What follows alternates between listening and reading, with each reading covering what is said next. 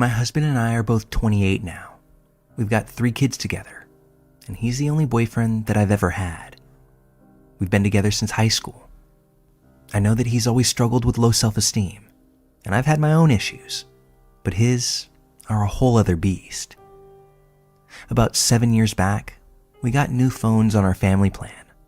Somehow, they synced up in a way that let me read his texts. He could have seen mine too, but I don't think he ever realized it. For the next couple of years, I'd occasionally peek at his messages, usually around his birthday or Christmas. I'd use it to figure out what he wanted so I could surprise him with a gift. It felt harmless, even thoughtful. One November, when I was pregnant with our second child, I was being nosy again, looking for any hints for a Christmas present. That's when I came across a message that made my heart sink. He had texted someone asking, "Where can we meet?" My first thought was that he was having an affair. But the more I read on, the more it became clear. This wasn't another woman. He was trying to buy drugs. That alone felt like a gut punch. I mean, we don't even drink. We're actually pretty boring in that regard. But the worst part came when I dug deeper and I realized he wasn't buying something to get high. He was buying something to end his life. I searched our entire bedroom from top to bottom and didn't find anything. Well, later that night, while he slept next to me, I went through his emails and his browser history. That's when I found everything. He had been researching lethal substances. He'd been looking into cremation costs. He'd even checked the payout details for our life insurance policy. It seemed like he had picked a date, 3 months after I was due to give birth. I remember just sitting on the floor in our room, sick to my stomach. The idea that he was planning to be gone, that he was going to leave me and our children on purpose, it absolutely shattered me. The next day, I took his phone while he was in the shower and texted the person that he'd been messaging. I said something like, "I'm no longer interested. If anyone else contacts you from this number, ignore them. They're not me." Then I deleted the thread and blocked the number. He never found out I did it. And from that moment on, I made it my absolute mission to show him that he mattered, that he was wanted, and that his family needed him. Even if it made me look ridiculous, I didn't care. I started bringing him little gifts along with his lunch to work. When he'd come home for the day, I'd greet him like he'd been gone for a month, running up to him, hugging him, kissing him, and telling him just how much I'd missed him. I'd tell him how handsome he was in front of people. I'd call him randomly at work just to hear his voice and ask how long until he was home. I made it very clear every single day that I loved him, that I couldn't do this life thing without him. Eventually, I even convinced him to start therapy. One night, I couldn't sleep and ended up waking him up. I told him I'd had a nightmare that he died. He asked, "Why is that a bad thing?" That simple response wrecked me. I told him that he was my everything, that outside of our kids, he was the reason I woke up in the morning. He said something like, "Wouldn't things be better if I was just out of your way?" I told him no, that if he left, it would ruin me. He said, "But if you were financially fine, things would be okay." I told him I didn't care about that I'd rather be poor and have him than rich and alone. And I meant it. He looked at me and said, "I didn't know that you really felt that way." And I told him that unequivocally, I did. After that, I asked if I could join him in therapy. He agreed. I told the therapist that I thought my husband was depressed, and he finally admitted that he might be. He started medication shortly after this, and little by little, things started to get better. It's been about 5 years since all of that happened, and I still go out of my way to show him that he matters. I still call him handsome. I even bring him flowers on occasion. I still cheer when he walks in the door, because even now, I don't want him to ever doubt for a second that he's the center of my world. He still doesn't know what I stopped him from doing, and I plan to keep it that way.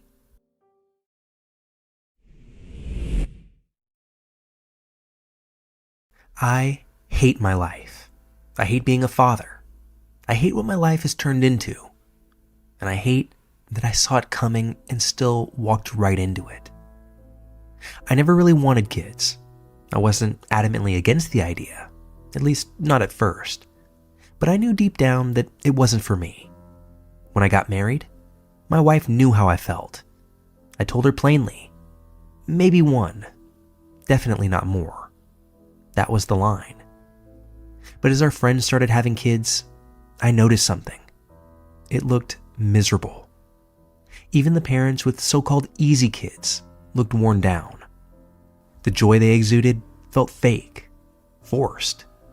They were sleep deprived, constantly anxious, and their marriages were falling apart behind closed doors. I saw the reality through the cracks in their curated social media lives, and it only confirmed what I had already suspected. Parenthood? That's a trap. Then, without warning, my wife's sister died. And with that, everything seemed to change. Suddenly, family became the most important thing in the world to her. I understood the grief, I really did. But it lit a fire in her, an urgency that I just didn't share.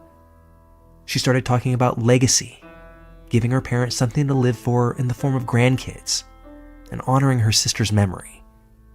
I told her I still didn't want kids, but she wouldn't let it go.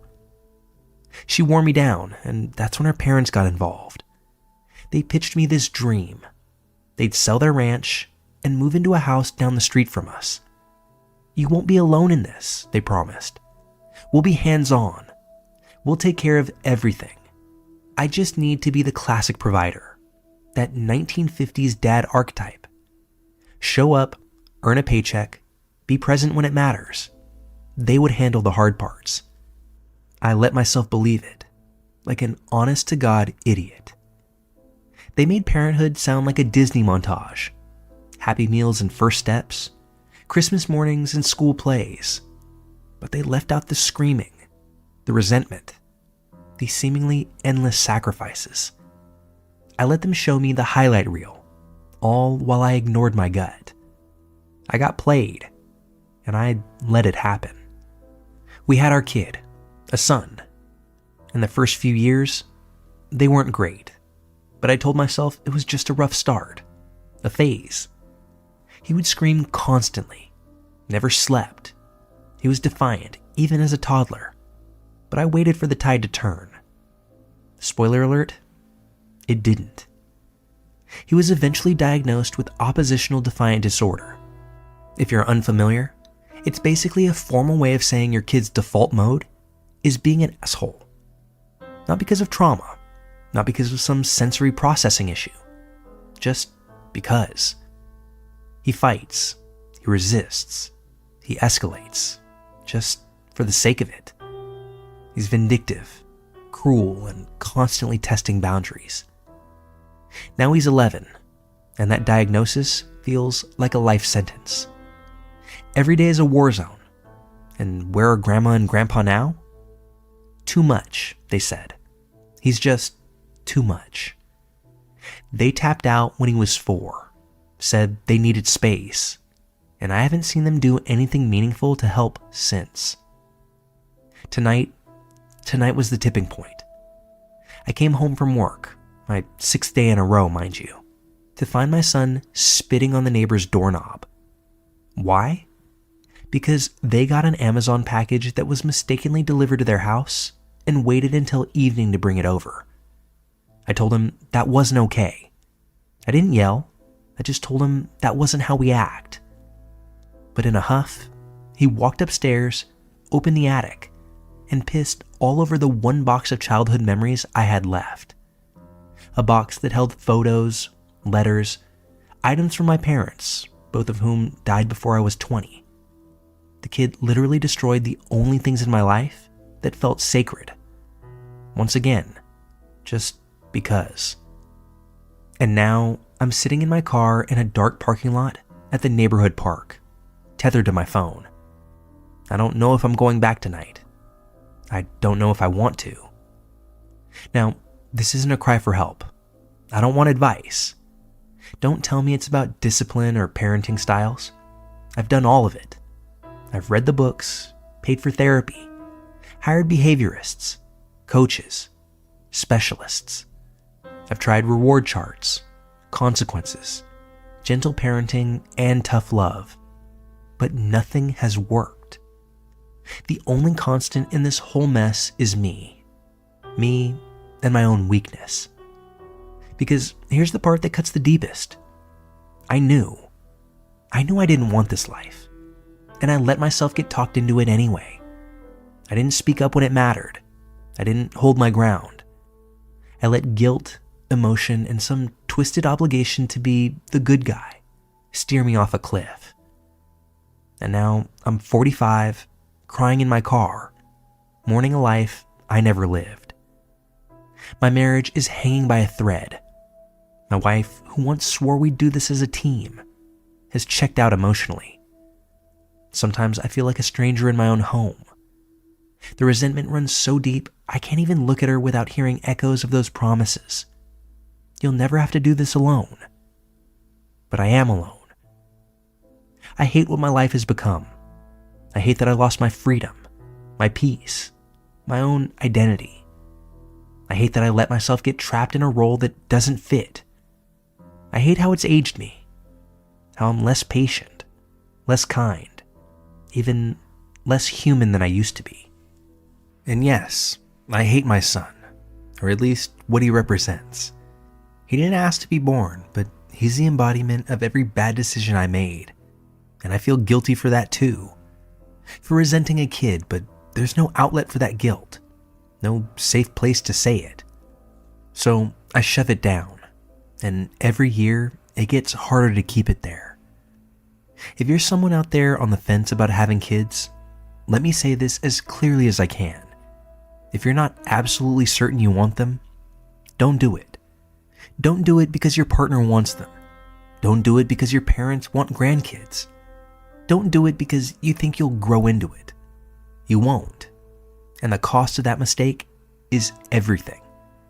Your time, your money, your marriage, and not least importantly of all, your sanity.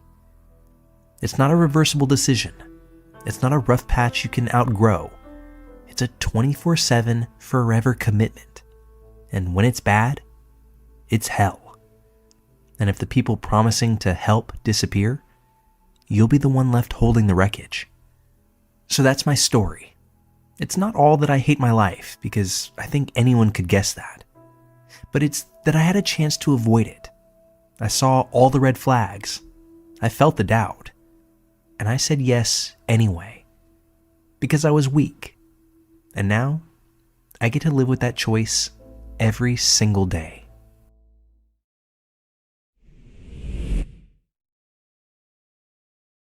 I was just 21 years old when my life changed in a way that I never could have predicted.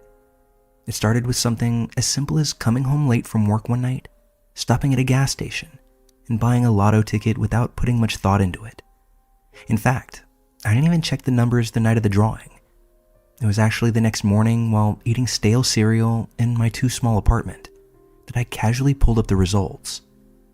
That was the moment I realized I had just won the lottery, a payout of about $14 million. See, most people think that kind of thing is a blessing. It's a dream for a lot of folks. But I can tell you now that at the age of 33, having carried this secret for more than a decade, winning the lottery didn't make my life feel richer. It made it feel much lonelier. I live in one of the few states where you're allowed to claim your winnings anonymously. If not for that, I don't think I could have kept it to myself. But I did. I haven't told a single person. No family, no friends, no coworkers. And that was absolutely intentional. You see, I didn't grow up with much. Scratch that. I grew up with nothing. My parents were textbook alcoholics. They were volatile, neglectful, and above all else, constantly broke. By the time I was 18, I was living on my own anyway.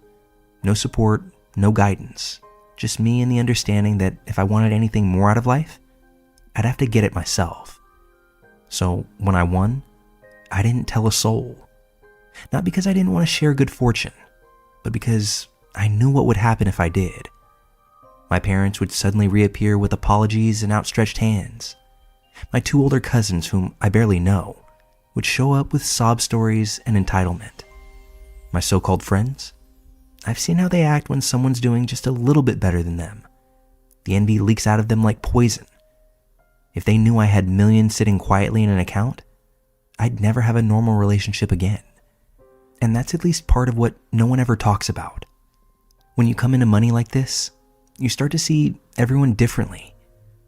Every compliment feels like a setup. Every hangout starts to feel like a negotiation. And that's me coming into this quietly. The people around me didn't actually change, but how I viewed them 100% did. And it made me question whether any of those relationships were real to begin with. I ended up keeping my job, a solid, boring, middle-income position that actually gave me a lot of cover. I bought a modest condo, paid for in full though. However, anybody that asked, I told them that it was a gift from a deceased relative. I picked up a Ducati, but passed it off as a result of a massive year-end bonus. I even bought a small boat. My friends think that I picked it up on credit, some attempt to impress women by getting them out on the lake. I do my best to let people believe what they want. It's much easier that way. What gets to me the most, though, is the paranoia. I don't flaunt money, not because I'm exactly humble, but because I'm terrified. Terrified that if someone starts digging too deep or gets suspicious, the entire illusion I've built will start to unravel. And then what? Then I'm the guy who's been lying to everyone for years. Then I'm the one they resent. Not because I won, but because I didn't tell them. But how do you tell someone something like that? How do you look a friend in the eye and say, yeah, while we were eating ramen together in college, I had 7 figures in my bank account? Or, hey, remember when you couldn't afford rent and I didn't help? Yeah, that was a choice. Because that's how it would feel, even if it wasn't entirely that simple. Truth is, I have helped people, quietly and anonymously where I could. I donated to my old high school under a fake name so kids like me could afford supplies. I've paid off medical bills for strangers who've crowdfunded online. I even bought a car for a struggling single mom who works 2 jobs. She just thinks that it was a dealership promotion. I've tried to use the money for good, but none of it fixes the loneliness that comes with it. None of it brings any real connection. I haven't had a relationship last more than a few months and years because I can't trust anyone enough to share what's actually going on in my life. You can't build love on a lie, but telling the truth, that might cost me everything. Some nights I wonder if I'll ever tell anyone. Maybe one day I'll meet someone who makes me believe they'd still love me if I was broke. Or maybe I'll write a letter to open after I'm gone, letting the people I cared about know the truth. That this life of secrecy was never about the money. It was about trust and how little of it I could actually afford to give. It's strange. People think the worst confessions are tied to crimes or sins. But sometimes, the darkest secrets are the ones that look like blessings from the outside. The ones that force you to live a life so carefully constructed that not even your closest friends know who you really are. So yeah, I won the lottery. But there are definitely days that I wish I could go back to being broke and anonymous for real. Not just pretending to be. Because pretending, it gets heavy after a while.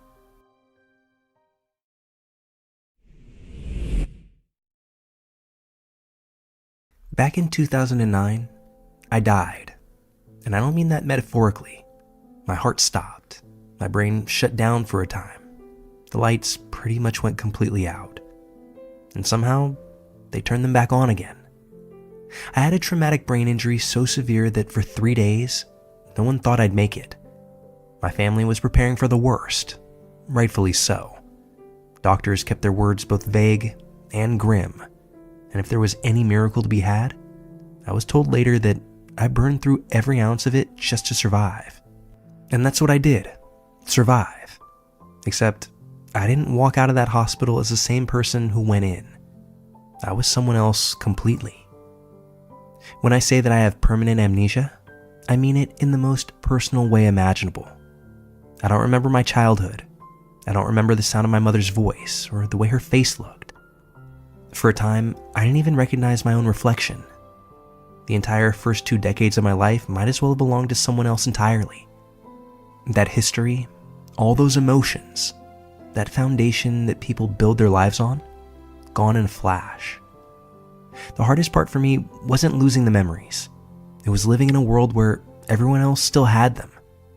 People would tell me stories that I was supposedly in, laugh about the things that we had done together, ask if I remembered this person or that place, and all I could do was nod or fake a smile because the truth? No, I didn't remember any of it. And saying that out loud every single time was exhausting. It took me almost 5 years to even begin to accept that this was my new reality, that my past wasn't just missing, but that it had been erased. But what I didn't realize right away was that the amnesia, that was only the beginning. As more time passed, I started noticing that something else was off. I couldn't feel fear. Not the way I used to. Not the way that I assume other people did.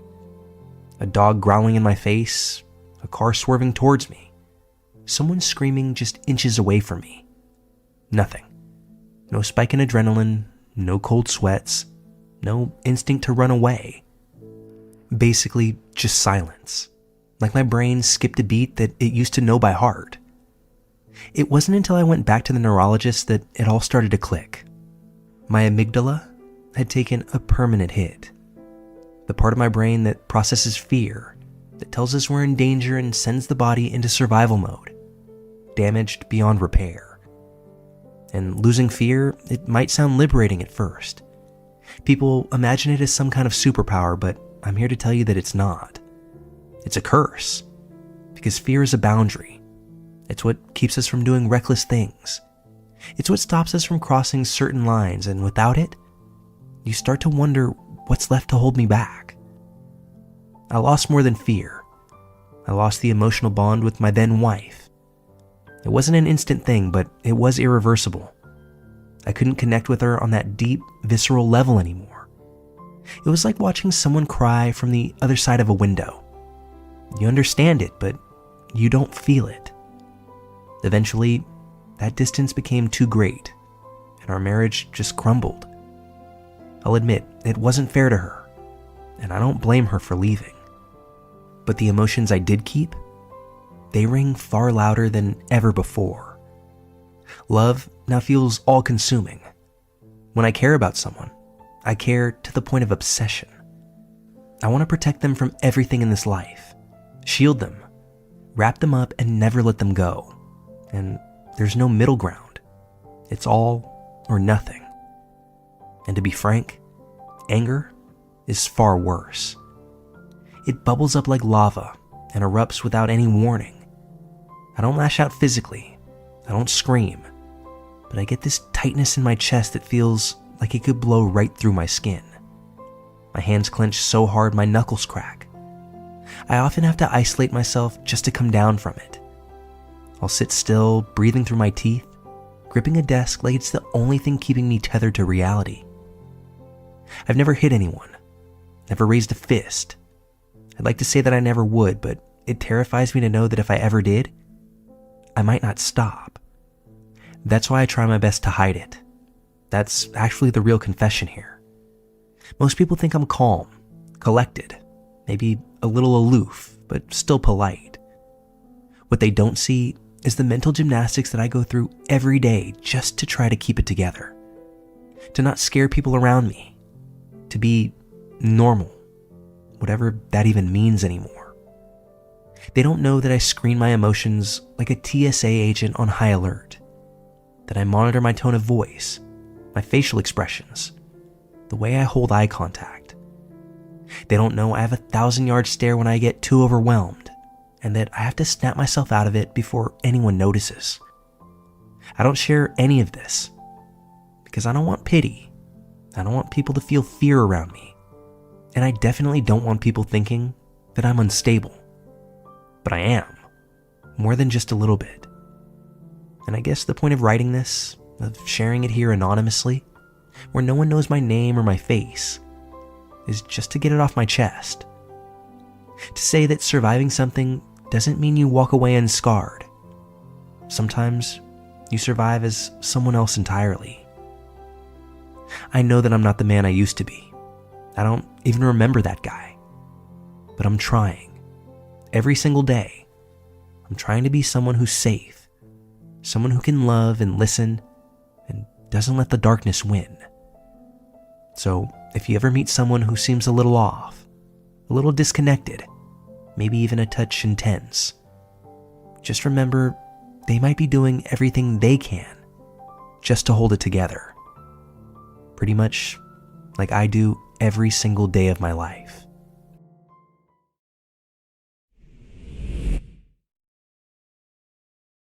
My daughter was born with a body that fought itself from the very beginning.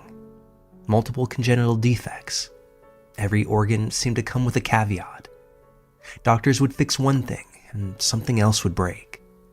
She was a medically complex child from day one, and I don't think there was ever a moment in her life where we weren't dealing with some kind of complication.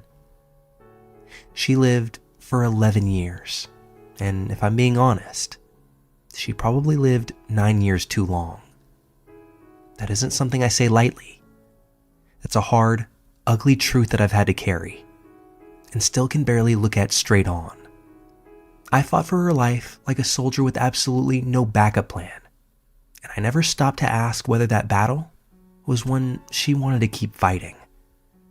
Her life was spent mostly in hospitals, months at a time, sometimes with just a few weeks at home in between.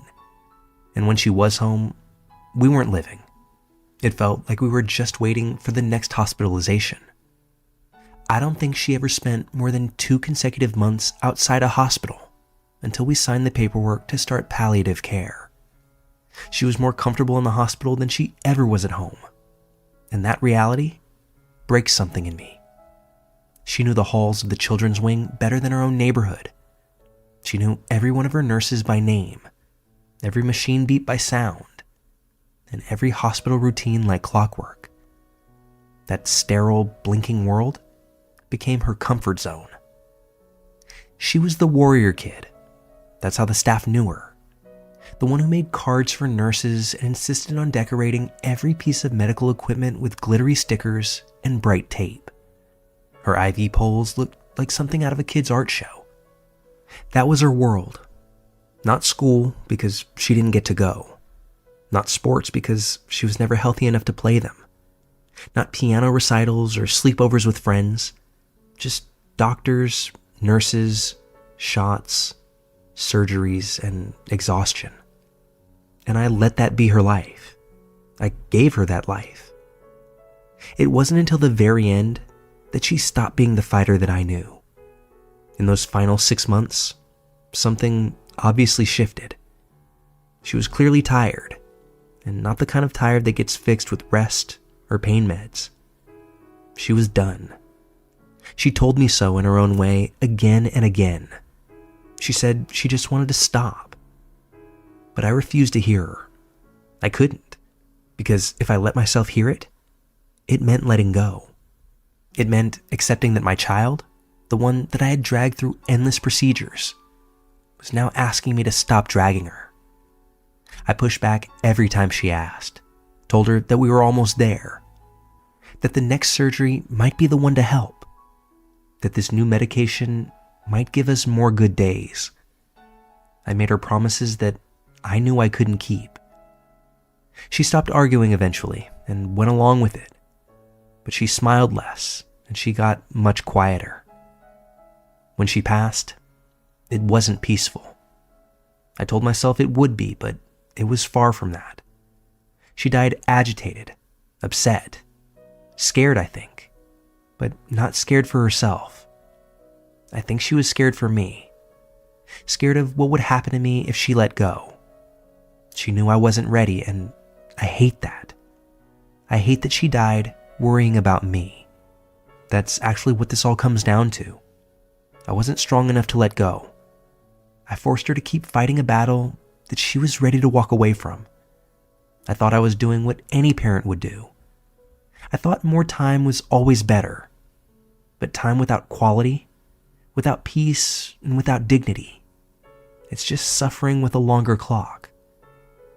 I'm haunted by the nights that I told her to hold on, knowing she had nothing left to hold on to. By the looks that she gave me when she thought I wasn't paying attention.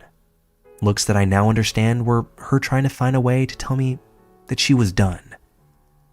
She was so strong, braver than anyone I've ever met, and I wish I had given her the same courage back. I wish I had just said, okay, that I had sat with her in the quiet and said, you don't have to fight anymore. But I didn't. I held on until the very end, and that cost her. If there's a confession here, it's that I was selfish. I didn't mean to be, but I was. I needed her. I needed her to be here because the idea of living without her felt like being crushed under a mountain. And in trying to protect myself from that pain, I let her live longer than she should have. I let her suffer way more than she needed to. I'm so sorry for that. It's now been years since she's passed, and I still do the math in my head. How old would she be now? What she might be into? Whether she'd have liked school if she had ever been healthy enough to go. Whether she might have found some joy beyond hospitals and machines, but the truth is, I'll never know. That's what I live with now. The weight of having fought so hard for a life that was always half-lived. And the fear that the person I loved most in this world spent her final moments trying to comfort me. No child should have to do that. So I carry this guilt with me. And maybe sharing this confession here with strangers who might understand the impossible choices we sometimes face will lift a small piece of that weight from me. Or maybe it won't. But either way, someone needs to hear it. Sometimes, the strongest thing you can do for someone you love is to let them go.